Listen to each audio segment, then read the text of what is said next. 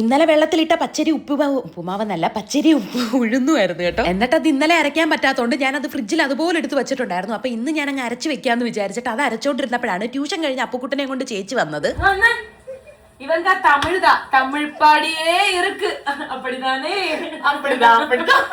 വിഷുവിന് എനിക്ക് ബാക്കി വാങ്ങിച്ച മുല്ലപ്പൂവായിരുന്നു. ഞാൻ വെക്കാത്തോണ്ട് അത് വൈകുന്നേരം എടുത്ത് തലയിൽ ചുറ്റി വെച്ചോണ്ടിരുന്ന കേട്ടോ. അങ്ങനെ അരിയെല്ലാം അരച്ച് അത് നന്നായിട്ട് കുഴച്ചിട്ട് ഓരോ ദിവസത്തേക്കുള്ളതും ഇങ്ങനെ ബോക്സിലാക്കി സെറ്റ് ചെയ്ത് ഇനി അങ്ങ് ഫ്രിഡ്ജിലോട്ട് വെക്കും കേട്ടോ. നാളത്തേക്ക് വേണ്ടി മാത്രം ഉള്ളത് പുളിച്ച് പൊങ്ങാനായിട്ട് പുറത്തും എടുത്ത് വെച്ചു. അപ്പൊ ഞങ്ങൾക്ക് വേണ്ടിയുള്ളതെല്ലാം എടുത്ത് വെച്ചിട്ട് ഞാൻ ലക്കിക്ക് വേണ്ടിയിട്ടുള്ള ഫുഡ് കുഴക്കുകയാണ് കേട്ടോ. അവർക്ക് സെപ്പറേറ്റ് ആണ് നമ്മൾ ഫുഡെല്ലാം സെറ്റ് ചെയ്യുന്നത്. കാരണം അവർക്ക് ഉപ്പില്ലാത്തതാണ് കേട്ടോ എല്ലാം ചെയ്ത് കൊടുക്കുന്നത്. അങ്ങനെ അവക്കുള്ളത് കുഴച്ചിട്ട് അത് കയ്യോടെ കൊണ്ടുവന്ന് അവർക്ക് കൊടുത്തപ്പോൾ അവൾ മാക്ക് വരുന്ന് കഴിച്ചു കേട്ടോ. ഇനി അത് കഴിഞ്ഞിട്ട് പൂച്ചക്കുട്ടികൾക്കുള്ളത് കൊടുക്കണം. ഇവരിപ്പോൾ എങ്ങും പോകത്തില്ലെന്ന് ഇവിടെ തന്നെ നിൽക്കുകയാണ്. വലുതായില്ലേ, പുറത്ത് പോകുന്നൊക്കെ ഞാൻ പറഞ്ഞിട്ടും അവർ പോകുന്നില്ല. അത് കഴിഞ്ഞപ്പോഴത്തേന് അപ്പു ടാബിന് വേണ്ടി വന്നു. അപ്പം അത് കൊടുക്കാൻ വേണ്ടിയിട്ടുള്ള ആട്ടക്കളിയാണ് ഈ കാണിക്കുന്നത്.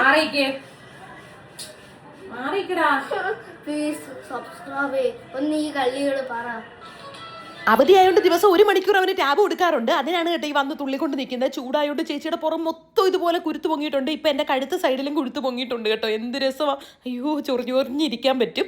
അത് കഴിഞ്ഞപ്പോഴത്തേനും നമ്മൾ ലക്കി അഴിച്ചു വിട്ടു കേട്ടോ. ഇതിൻ്റെ ഇടയ്ക്ക് സീച്ചേട്ടനാണെങ്കിൽ ആ വെച്ചേണ്ട നല്ല ഡ്രസ്സുകളൊക്കെ ഇങ്ങനെ കൈകൊണ്ട് നനച്ചിടുമായിരുന്നു. പിന്നെ ലക്കിയെ കുറച്ച് നേരം അഴിച്ചു വിട്ട് കഴിഞ്ഞപ്പോൾ ചൂടായോണ്ടായിരിക്കും അവളും ചെന്ന് പോച്ചയ്ക്കകത്ത് ഇരുന്ന് കിടന്ന് നടക്കുമായിരുന്നു. അപ്പോൾ അത്രയേ ഉള്ളൂ മക്കളെ. Tata bye bye, see U.